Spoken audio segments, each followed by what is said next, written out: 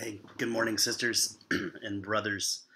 A few verses this morning that are filling my brain based off of a quote.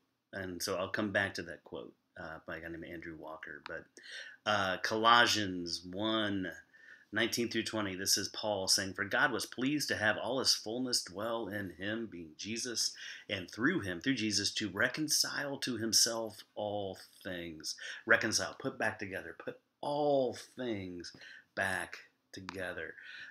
Acts in a sermon that Peter is preaching. He's talking about the story of Jesus, and he talks about heaven, saying, Heaven must receive him. Where God is, will receive Jesus until the time comes for God to restore all things.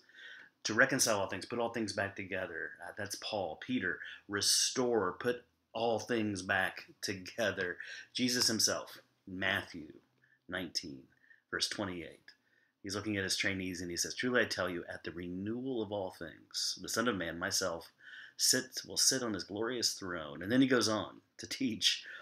He says there's the renewal of all things renewed, right? Renewal, restoration, reconciliation of all things. That story of God, right? We are made to be in right relationship with God, each other, world around us, and ourselves. Yet we broke it through an attempt at a hostile takeover, sin, right?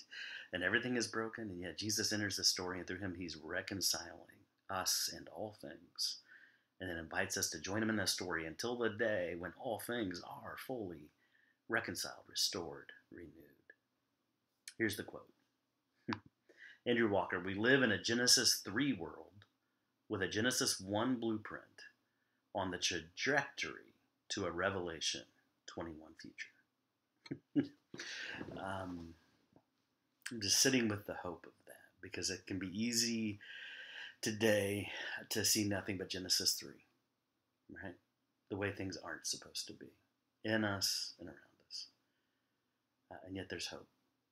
That there was a time before that, right? When all things were the way they were supposed to be. And that is God. What God is doing is restoring, renewing, reconciling all things to that. Heavenly Father, fill us with your hope today. The hope of renewal that we can experience bits now and in fullness in the future. Restoration, reconciliation, putting all things back together. Thank you. And amen. Grace and peace, friends.